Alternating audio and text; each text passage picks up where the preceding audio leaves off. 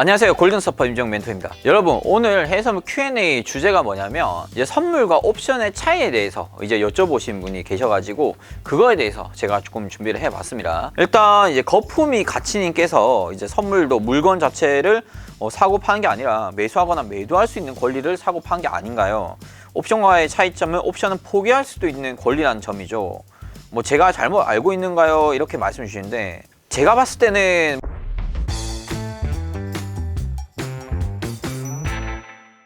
크게 의미가 없어요, 이거 솔직히. 왜냐면 내가 사면 사는 거, 팔면 파는 거, 파는 거 자체가 그냥 권리 포기한 거랑 똑같거든요. 그러니까 샀다 팔았다 하는 것처럼 매수할 권리가 생기고 매도할 권리가 생기고 청산할 권리가 생긴 거죠. 그래서 이제 기본적인 뭐 개념 이런 걸 따지고 들어가자면 되게 깊어지는데, 트레이딩 입장에서 그냥 말씀드리겠습니다. 크게 의미 없어요. 그런 거 생각하고 매매하실 필요 없고요. 가장 큰 거에 대해서 좀 알려드리겠습니다. 이제 선물, 특히 해외 선물 같은 경우에는 종목이 다양하게 있죠. 다양하게 큰 바운드리 투자하는 게 선물 투자, 말 그대로 미래의 가치에 미리 투자한다. 근데 이거에 그렇게 따지면 뭐 한도 끝도 없기 때문에 저는 그냥 이렇게 말씀드릴게요. 선물은 말 그대로 메인이라고 보시면 돼요. 옵션은 뭐예요? 말 그대로 옵션이에요. 나스닥 선물이 뭐죠? 기술주 중심에 모여있는 주식에 대한 선물이에요. 자, 그러면 나스닥 옵션이 뭘까요? 기본적으로 콜옵션이라는 게 있고 풋옵션이라는 게 있습니다. 콜옵션은 기본적으로 상승 배팅이다. 풋옵션은 하락 배팅이다. 나스닥 선물이 올라갈 것 같다.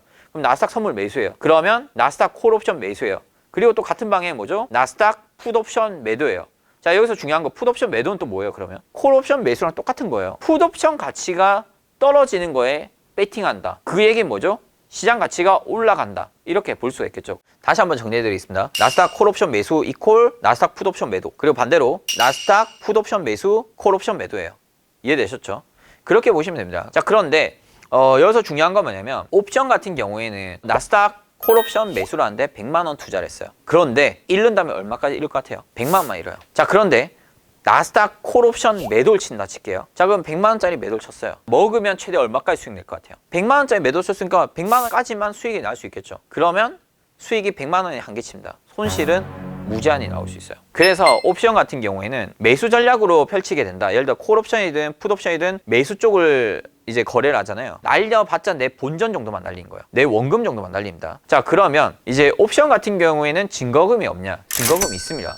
예를 들어서 옵션 매수 플레이를 할 때는 그냥 어느 정도 원금 정도가 증거금이라고 보시면 될 것 같고요. 우선 내가 옵션 매도를 할 때는 기본적으로 증거금이 상당히 셉니다. 왜냐면 아까 말씀드렸다시피 옵션 매도는 약간 선물 증거금이랑 비슷해요. 무슨 말이냐면 내 투자금 이상으로 손실을 날 수가 있다. 선물은 그래서 유지 증거금이라는 게 있다 했었죠. 옵션 매도 같은 경우에도 기본적으로 유지 증거금이라는 게 있습니다. 그런 개념이 있어요. 다만 이제 옵션 매수 같은 경우에는 그 원금 날릴 때까지 버틸 수가 있습니다. 그 차이라고 보시면 될 것 같습니다. 자, 그러면 선물과 옵션의 가장 큰 차이, 양방향 동시 진입이 가능해요.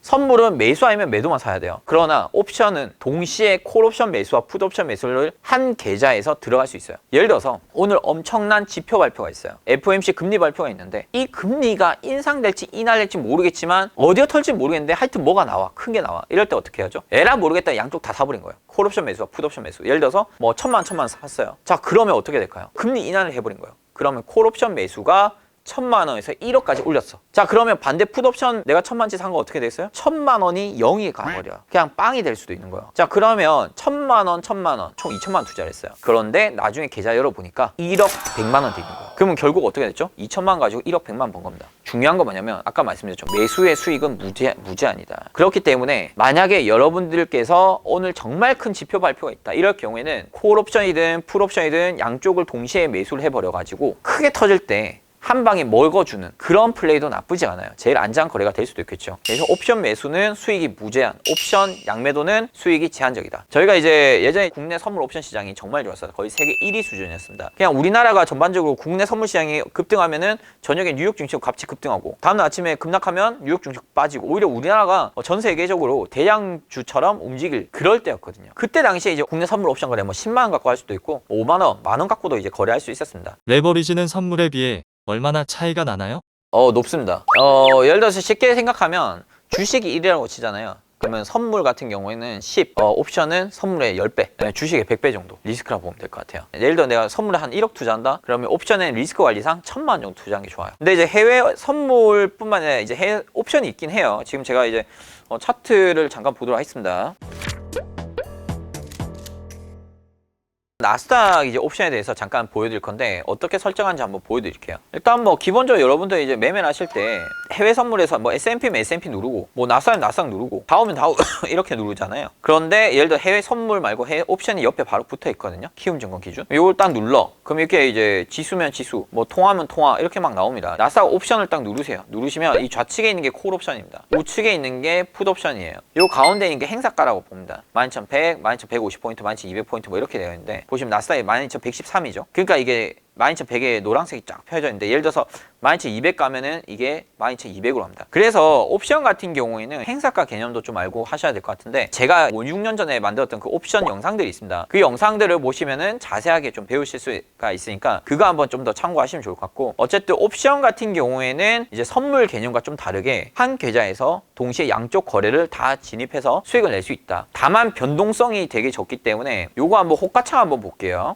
비어 있어요. 이게 호가가 없어. 주문이 없어 주문이. 그래서 안 하는 거야. 무슨 말 이해되세요?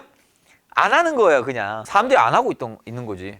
옵션 가격은 선물 차트에 의해서 움직여지는 건가요? 그렇죠. 옵션 가격은 선물 차트에 의해서 움직여집니다. 거래가 없어도 선물 차트에서 거래가 되는 거예요? 뭐 한 번씩 거래가 된 거예요 이게. 그래서 이건 물량을 실 수도 없어. 물량을 실으면 뭐해. 나 혼자 거래하고 있는데. 이런 이유들 때문에 사실 해외 옵션이 인기가 없어요. 그래서 이제 옵션과 선물의 차이는 약간 이제 그러한 좀 차이들이 있다 이렇게 보시면 될 것 같습니다. 2004년도에 옵션 거래를 자주 하셨다고 들었는데 지금은 안 하는 이유가 있나요?